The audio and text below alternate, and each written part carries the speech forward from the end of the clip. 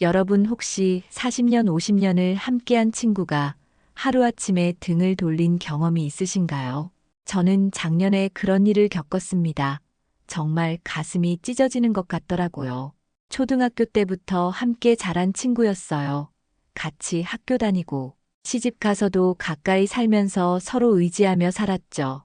그런데 작년 어느 날 갑자기 연락이 끊겼습니다. 전화를 해도 받지 않고 문자를 보내도 답이 없더라고요. 나중에 다른 친구를 통해 들으니 제가 무심코 한 말에 상처를 받았다는 거예요. 그때 깨달았습니다. 나이가 들수록 말 한마디가 얼마나 무서운지를요.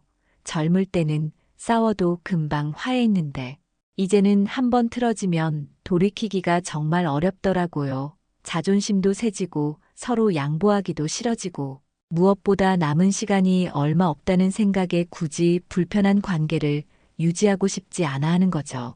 그래서 오늘 여러분께 꼭 말씀드리고 싶은 게 있습니다. 나이 들어서도 친구 관계를 잘 유지하려면 반드시 지켜야 할 비밀이 있어요. 제가 수십 년간 인간관계를 겪으면서 깨달은 것들인데요. 이걸 모르면 정말 소중한 친구를 잃을 수 있습니다. 특히 요즘처럼 혼자 사는 노인들이 많아지는 시대에는 친구가 가족보다 더 중요할 때가 있잖아요. 자녀들은 바빠서 자주 못 보는데 친구들은 시간도 있고 처지도 비슷해서 더 자주 만나게 되죠. 그런데 이런 친구들과의 관계가 틀어지면 정말 외로워집니다. 제가 겪은 일을 다시 생각해 보니 정말 후회되는 게 많더라고요. 그때 그 말을 하지 않았더라면, 그때 조금만 더 조심했더라면 하는 생각이 계속 들어요. 하지만 이미 엎질러진 물이죠. 그래서 더더욱 여러분께는 제가 겪은 실수를 반복하지 않으셨으면 하는 마음에 이 이야기를 시작합니다. 사실 우리 나이가 되면 새로운 친구를 사귀기가 정말 어렵잖아요. 젊을 때처럼 쉽게 마음을 열기도 힘들고 서로 살아온 배경이 달라서 맞추기도 쉽지 않고요. 그래서 지금 있는 친구들이 더 소중한 거예요. 이 친구들과 끝까지 함께 가려면 정말 말조심을 해야 합니다. 제가 오늘 알려드릴 세 가지는 절대 어려운 게 아니에요. 다만 우리가 무심코 하는 말들인데 이게 친구 관계를 망치는 독이 된다는 걸 모르고 있을 뿐이죠. 저도 몰랐으니까요. 하지만 이제는 압니다. 그리고 여러분도 알게 되실 거예요. 여러분은 친구를 만나면 주로 어떤 이야기를 하시나요? 자녀 이야기, 건강 이야기, 돈 이야기. 아마 이 세 가지가 대부분일 거예요. 맞죠? 그런데 바로 이 세 가지 주제에 함정이 숨어 있습니다. 이걸 잘못 다루면 친구가 내 편이 아니라 남이 되어버려요. 저는 이제 친구들을 만날 때마다 이 세 가지를 항상 조심합니다. 겉으로는 평범한 대화 같지만 속으로는 늘 경계하죠. 왜냐하면 이미 한 번 큰 실수를 했으니까요. 그 아픔을 다시는 겪고 싶지 않거든요. 여러분도 분명 공감하실 거예요. 친구 만나서 기분 좋게 수다 떨다가 집에 돌아와서는 왠지 마음이 불편했던 경험 있으시죠? 아니면 친구가 한 말 때문에 며칠씩 속상했던 적도 있으실 거고요. 그게 다 오늘 제가 말씀드릴 이 세 가지와 관련이 있습니다. 친구 만나면 제일 먼저 무슨 이야기부터 하시나요? 아마 10중 8구 자녀 이야기일 거예요. 우리 아들이 어쩌고 우리 딸이 저쩌고 하면서 시작하죠. 그런데 바로 여기에 첫 번째 함정이 숨어 있습니다. 제가 작년에 중학교 동창 모임에 갔었어요. 오랜만에 만난 친구들이라 다들 반가워하면서 이야기꽃을 피웠죠. 그런데 한 친구가 자기 아들이 대기업에 들어갔다고 자랑을 하기 시작하는 거예요. 연봉이 얼마고 복지가 어떻고 앞으로 승진 가능성이 어떻고 정말 30분 넘게 혼자 떠들더라고요. 다른 친구들 표정이 점점 어두워지는 게 보였어요. 특히 아들이 아직 취업 못한 친구는 얼굴이 완전히 굳어 있더라고요. 그 자리가 얼마나 불편했는지 모릅니다. 결국 그날 이후로 그 모임은 자연스럽게 흩어졌어요. 자녀 자랑 때문에 수십 년 우정이 깨진 거죠. 반대로 자녀의 어려움을 너무 자세히 털어놓는 것도 문제예요. 제 이웃에 사는 분이 그랬거든요. 만날 때마다 아들이 사업 실패했다. 며느리가 말을 안 듣는다. 손자가 공부를 못한다. 이런 이야기만 하는 거예요. 처음엔 다들 위로해줬는데 매번 같은 이야기만 반복하니까 사람들이 피하기 시작하더라고요. 그럼 도대체 자녀 이야기를 어떻게 해야 할까요? 제가 터득한 방법을 알려드릴게요. 첫째, 자녀가 잘 되고 있어도 적당히 낮춰서 이야기하세요.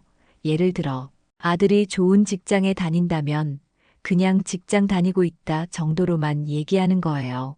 굳이 회사 이름이나 연봉까지 말할 필요 없어요. 상대가 물어보면 그때 간단히 대답하고 바로 화제를 돌리세요. 둘째, 자녀가 어려움을 겪고 있어도 너무 구체적으로 말하지 마세요. 요즘 좀 힘든 일이 있다 정도로만 하고 넘어가는 거예요. 자세한 사정을 다 털어놓으면 상대방도 부담스럽고 나중에 그 이야기가 다른 사람들에게 퍼질 수도 있어요. 셋째, 상대방 자녀 이야기를 먼저 물어보고 잘 들어주세요. 내 자녀 이야기는 최소한으로 하고 상대방 이야기를 더 많이 들어주는 거예요. 사람은 누구나 자기 이야기를 하고 싶어 하거든요. 잘 들어주기만 해도 좋은 친구가 될 수 있어요. 제가 아는 분 중에 이걸 정말 잘하시는 분이 계세요. 70대 중반이신데 친구가 정말 많아요. 비결이 뭐냐고 물어봤더니 자녀 이야기는 물어보면 대답만 하고 절대 먼저 꺼내지 않는다고 하더라고요. 대신 상대방 자녀들 이름을 다 외우고 있다가 안부를 물어본대요. 그러니 다들 그분을 좋아할 수밖에 없죠. 또 하나 중요한 건 비교하지 않는 거예요. 우리 아들은 이런데 너희 아들은 어떠니? 이런 식으로 물으면 절대 안 돼요. 각자 처한 상황이 다르고 자녀들 성향도 다른데 비교당하면 기분이 좋을 리가 없죠. 특히 손자, 손녀 이야기할 때 더 조심해야 해요. 우리 손자가 영재라느니, 우리 손녀가 예쁘다느니, 이런 이야기도 적당히 해야 합니다. 손자 없는 친구도 있고, 손자가 있어도 자주 못 보는 친구도 있거든요. 다들 속으로는 서러운데 겉으로 티를 안 낼 뿐이에요. 제가 경험한 또 다른 사례를 들려드릴게요. 동네 복지관에서 만난 두 분이 있었는데, 한 분은 늘 자녀 자랑만 하고 한 분은 늘 자녀 걱정만 했어요. 결국 두 분 다 외톨이가 되더라고요.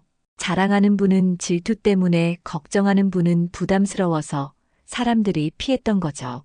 그래서 저는 이제 친구들 만나면 자녀 이야기 대신 다른 이야기를 먼저 꺼내요. 요즘 뭐 하고 지내는지, 건강은 어떤지, 취미 생활은 뭐 하는지, 이런 이야기로 시작하죠. 자녀 이야기는 정말 필요할 때만 아주 짧게 하고 넘어갑니다. 여러분도 한번 생각해 보세요. 친구 만나서 자녀 이야기만 2시간 하고 헤어지면 뭐가 남나요? 정작 친구와 나눈 대화는 하나도 없는 거예요. 우리가 만나는 건 자녀 자랑하려고가 아니라 서로 위로하고 즐거운 시간 보내려고잖아요. 마지막으로 한 가지 더 당부드리고 싶은 게 있어요. 자녀 이야기할 때 돈 이야기는 특히 조심하세요. 우리 아들이 얼마 벌어온다. 우리 딸이 비싼 선물 사줬다. 이런 이야기는 정말 독이에요. 돈 이야기는 나중에 따로 다룰 테니까. 일단은 자녀와 관련된 돈 이야기만이라도 절대 하지 마세요. 자녀는 우리 인생의 큰 부분이지만 전부는 아니에요.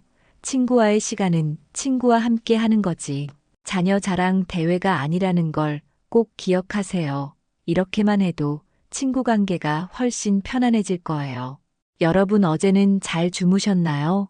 허리는 좀 어떠세요? 무릎은 괜찮으시고요. 우리 나이 되면 아침에 일어나서 제일 먼저 하는 게 몸 상태 점검이잖아요. 그래서 친구 만나면 자연스럽게 건강 이야기가 나오는데 바로 여기에 두 번째 함정이 있습니다. 얼마 전 동네 경로당에서 봤던 일이에요. 한 할머니가 들어오시자마자 오늘은 컨디션이 정말 좋다면서 아침에 등산도 다녀왔고 혈압약도 끊었다고 자랑을 하시는 거예요.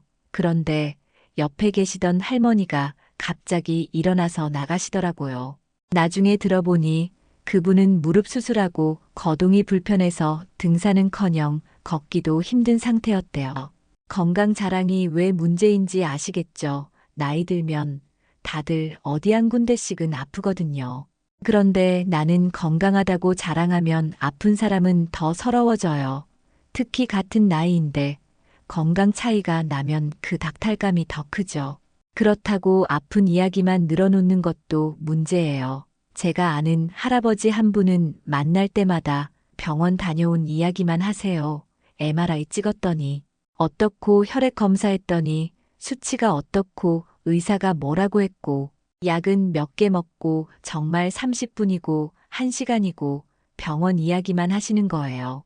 처음엔 다들 걱정해서 들어줬는데 매번 같은 이야기 반복하니까 이제는 그분 오시면 다들 자리를 피해요.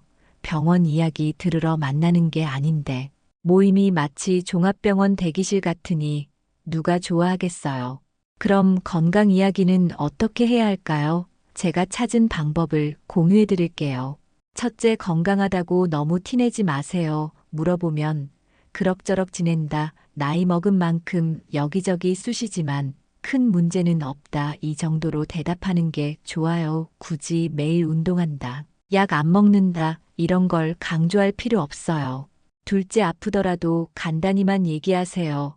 요즘 무릎이 좀 안 좋아서 병원 다니고 있다 정도면 충분해요. 검사 결과가 어떻고 의사가 뭐라고 했고 이런 자세한 설명은 가족한테나 하는 거예요. 친구들은 의사가 아니잖아요. 셋째, 상대방 건강을 먼저 걱정해 주세요.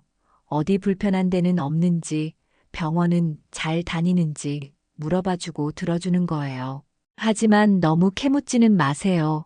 말하고 싶으면 알아서 하거든요. 제가 정말 존경하는 어르신이 한 분 계세요.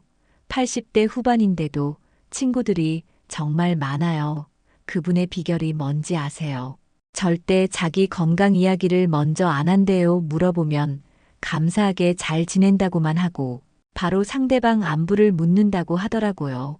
또 중요한 건 비교하지 않는 거예요. 나는 이 약 먹는데 너는 뭐 먹니? 나는 이 병원 다니는데 너는 어디 다니니?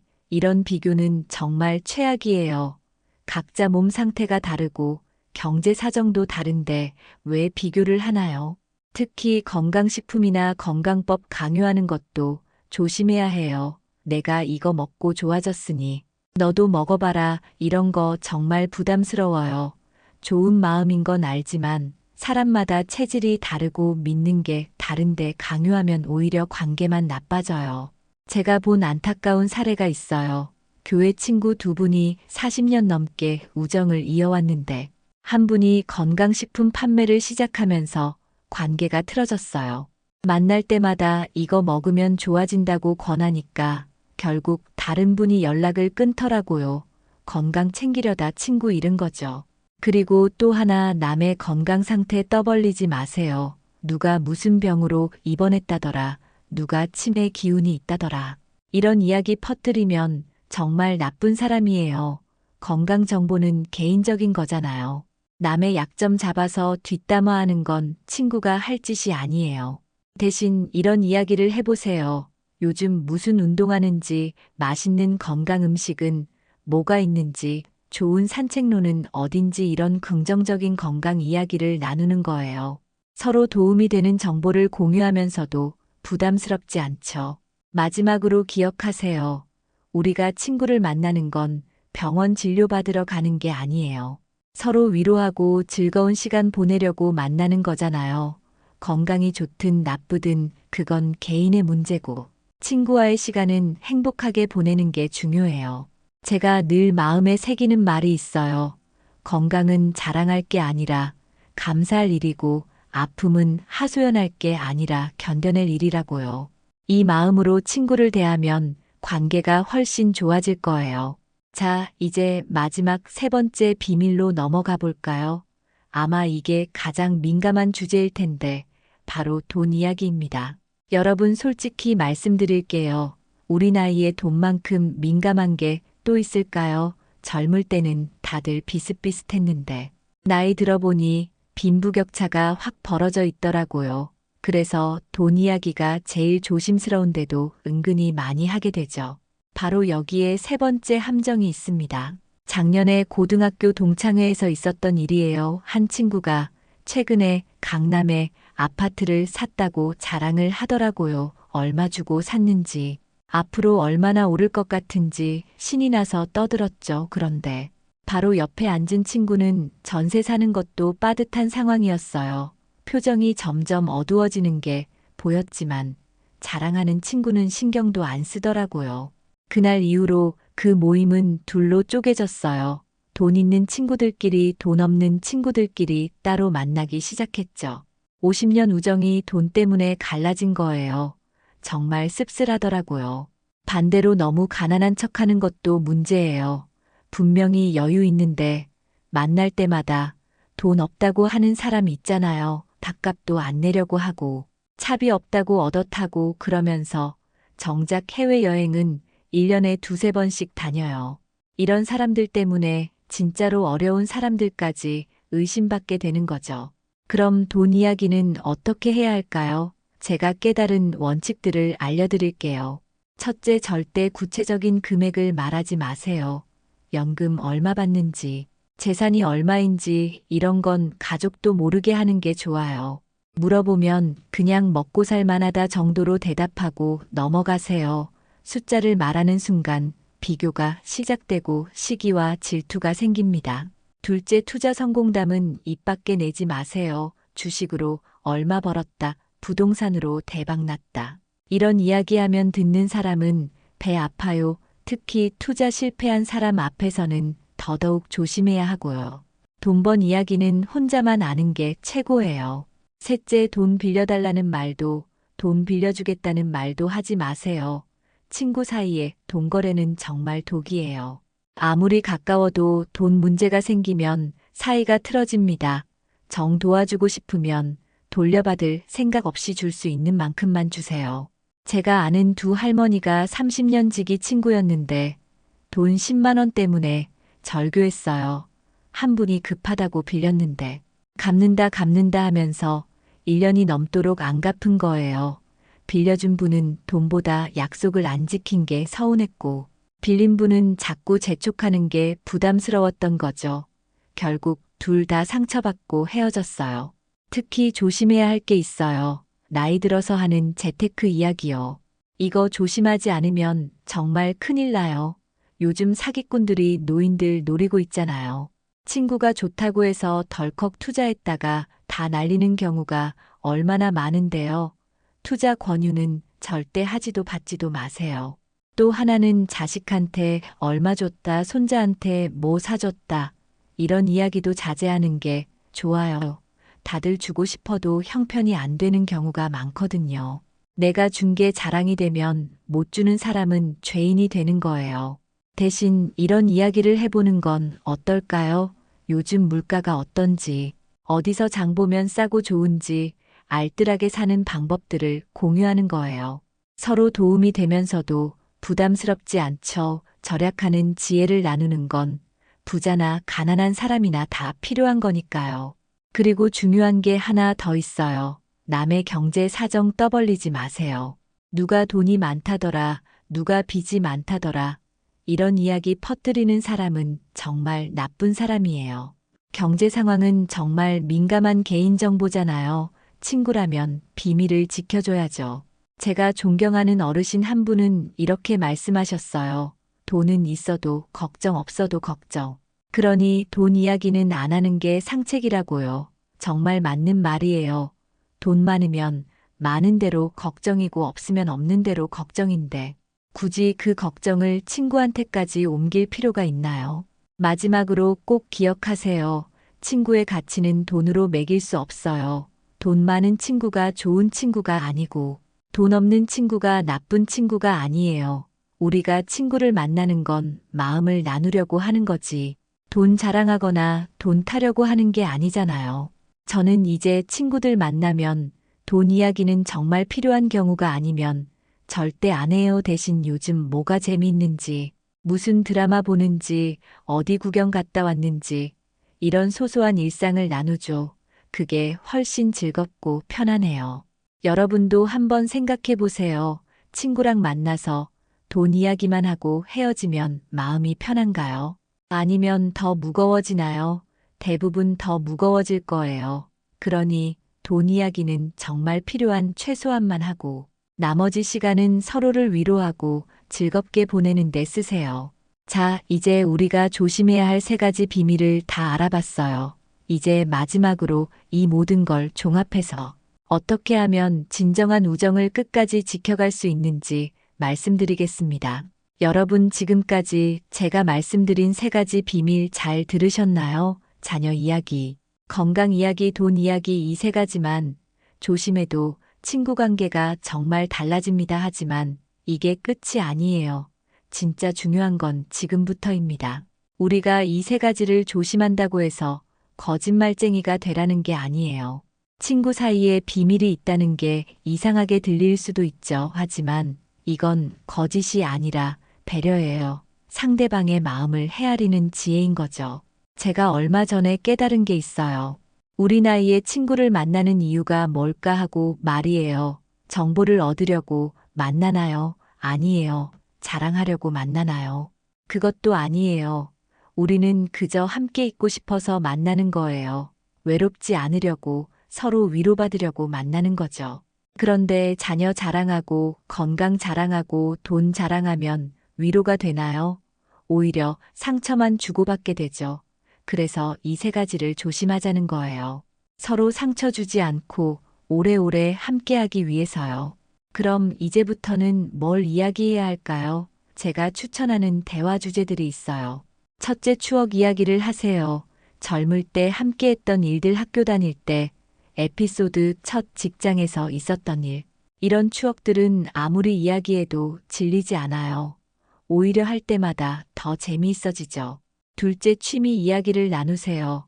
요즘 뭘 배우는지, 무슨 책을 읽는지, 어떤 운동을 하는지, 이런 이야기는 서로에게 자극도 되고 도움도 돼요. 나이 들어서도 뭔가 새로운 걸 시도하는 친구를 보면 나도 힘이 나거든요. 셋째, 일상의 소소한 기쁨을 공유하세요. 오늘 본 예쁜 꽃, 맛있게 먹은 음식, 재미있게 본 TV 프로그램, 이런 작은 행복들을 나누다 보면 삶이 더 풍요로워져요. 넷째, 서로의 장점을 칭찬해 주세요. 너는 요리를 정말 잘해. 너는 늘 긍정적이야. 너랑 있으면 웃음이 나와. 이런 따뜻한 말 한마디가 큰 힘이 됩니다. 제가 정말 감동받은 일이 있어요. 70대 할머니 세 분이 50년째 우정을 이어가고 있는데 매달 한 번씩 만나서 하는 일이 뭔지 아세요? 서로 편지를 써오는 거예요. 한 달 동안 고마웠던 일, 미안했던 일을 편지에 적어서 만날 때 교환한대요. 휴대폰 시대에 손편지라니 촌스럽다고요. 아니에요. 그 정성이 우정을 지켜주는 거예요. 또 중요한 건 경청하는 거예요. 내 이야기만 하지 말고 친구 이야기를 진심으로 들어주세요. 나이 들면 다들 자기 이야기만 하려고 하는데 그러면 대화가 아니라 독백이 되어버려요. 친구가 이야기할 때는 휴대폰도 내려놓고 눈을 맞추며 들어주세요. 그리고 싸웠을 때 화해하는 법도 알아야 해요. 우리 나이에는 자존심 때문에 먼저 사과하기가 어렵죠. 하지만 친구를 잃는 것보다 자존심이 더 중요한가요? 잘못했으면 인정하고 오해가 있으면 풀어야 해요. 내일이 없을 수도 있는 나이잖아요. 제가 작년에 잃은 그 친구 기억나시죠? 지금도 후회해요. 그때 먼저 연락했으면 어땠을까 하고요. 하지만 이미 늦었어요. 그 친구는 올해 초에 갑자기 세상을 떠났거든요. 화해할 기회조차 없어진 거예요. 그래서 더 간절히 말씀드려요. 지금 있는 친구들 소중히 여기라고요. 마지막으로 이것만은 꼭 기억하세요. 완벽한 친구는 없어요. 나도 완벽하지 않고 친구도 완벽하지 않아요. 서로의 부족함을 이해하고 받아들일 때 진정한 우정이 시작됩니다. 우리가 친구에게 바라는 게 뭔가요? 큰 게 아니에요. 그저 내 곁에 있어주는 것, 내 이야기 들어주는 것, 가끔 같이 웃어주는 것, 이게 전부예요. 그러니 너무 많은 걸 기대하지도 말고 너무 많은 걸 요구하지도 마세요. 여러분, 우리 나이의 친구는 정말 큰 축복이에요. 가족도 소중하지만 친구는 내가 선택한 또 다른 가족이잖아요. 이런 친구들과 끝까지 함께 가려면 오늘 제가 말씀드린 세 가지 꼭 기억하세요. 자녀 이야기는 겸손하게, 건강 이야기는 간단하게, 돈 이야기는 하지 않기. 이것만 지켜도 여러분의 우정은 더욱 깊어질 거예요. 오늘 제 이야기가 도움이 되셨나요? 혹시 여러분도 친구 관계에서 겪은 경험이 있다면 댓글로 나눠주세요. 서로의 이야기를 통해 더 많은 지혜를 얻을 수 있을 거예요. 그리고 이 영상이 도움이 되셨다면 주변의 친구들에게도 공유해주세요. 모두가 행복한 노후를 보낼 수 있도록 함께 노력해요. 다음에는 또 다른 노후 지혜로 찾아뵙겠습니다. 오늘도 건강하시고 행복한 하루 보내세요.